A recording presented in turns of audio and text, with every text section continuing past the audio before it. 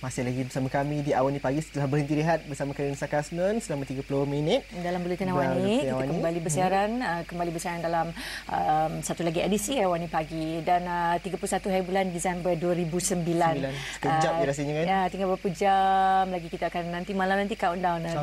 Dan yang menariknya malam ni selepas sambutan tahun baru, insyaAllah ada gerhana bulan dalam sekitar pukul 1 lebih hingga pukul 3 lebih dan katanya gerhana yang paling cantik pada pukul 3 lebih. Okey, boleh dilihat boleh di dilihat. mana khususnya? Di langit. Di langit.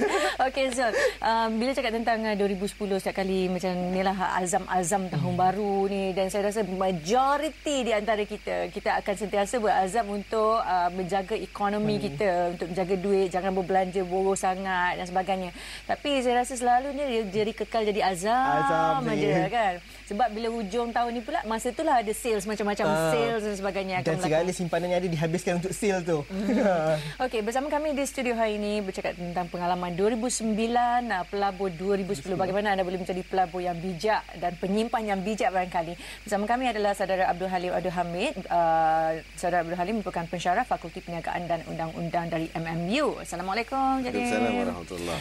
Okey, kuning hari ini ya. Minggu lepas tak bersama kita. Minggu ini kembali bersama pengalaman 2009, pelabur 2010. Okey, apa yang boleh kita refleksi kembali dalam hidup kita?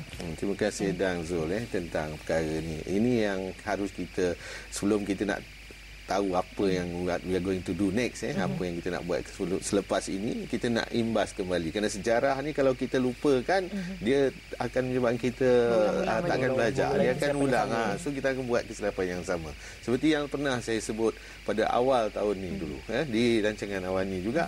Saya dah beritahu tentang pada tahun 2009 kita akan menghadapi keadaan yang agak getir dari segi kewangan. Banyak perkara-perkara yang akan naik. Contohnya perbelanjaan rumah terutamanya. Banyak perbelanjaan rumah yang akan meningkat. Jadi kita kena harus banyak menjaga bajet kita supaya kita jangan belanja terlampau. Banyak kita harus menyimpan dan sebagainya. Jadi tahun 2009 ni, kalau perhatikan secara kasarnya, kita akan dapat banyak pelabur-pelabur yang telah rugi.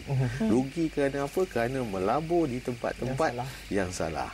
Kerana contohnya pelaburan-pelaburan di dalam bentuk-bentuk unit amanah yang tak amanah. Nama unit amanah, unit trust, tapi tak amanah. Kemudian pelabur-pelabur yang rugi bila melabur dalam skim-skim cepat kaya. Ataupun kadang bukan skim cepat kaya, skim-skim pelaburan dalam ternakan, contoh secara berkelompok, ternakan lembu lah, ternakan kambing, ataupun dalam pelaburan-pelaburan dalam bentuk tanaman herba, serai lah, misai, kucing dan sebagainya. Tapi akhirnya gagal. Kerana apa? Inilah yang berlaku pada tahun 2009. Kerana masalah-masalah ramai yang juga mengambil kesempatan. Kerana di dalam kegetiran ni, selalunya waktu kegetiran ni, kita jangan ingat orang semua akan cari cara untuk menyelesaikan masalah dengan mudah. Ramai juga yang ambil kesempatan. Ambil kesempatan dalam keadaan ini, macam mana kita nak ambil duit secara yang tidak sah melalui dengan orang ramai ni.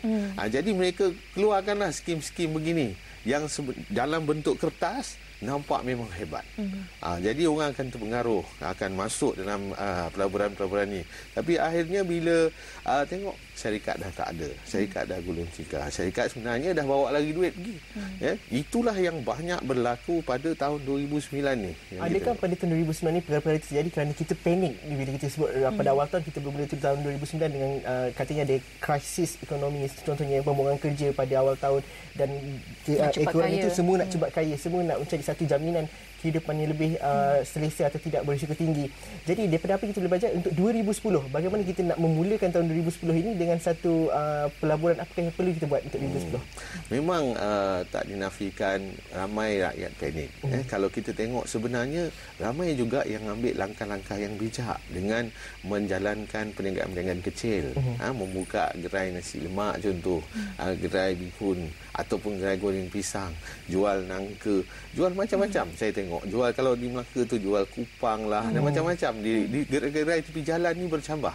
Ini sebenarnya satu langkah yang baik daripada meletakkan duit pada tempat yang kita sendiri tidak faham. Sebenarnya punca utama kepada perkara-perkara ini adalah kerana ilmu. Ilmu apa yang sepatutnya kita harus ada ni tak ada. Apa yang harus kita faham, apa yang harus kita tahu tentang mana harus kita letak duit kita, mana harus kita labur kan. Masalahnya duit kita selalu mendengar, ilmu yang kita perolehi adalah menerusi hearsay, Sumber yang salah sumber yang salah kadang-kadang. Yes. Okey, Encik kita nak berhenti rehat seketika dan kita akan bercerita lebih lanjut lagi tentang pengalaman 2009 dan bagaimana nak jadi pelabur yang bijak pada dalam 2010 ini. Tapi berhenti seketika, teruskan bersama kami lepas ni.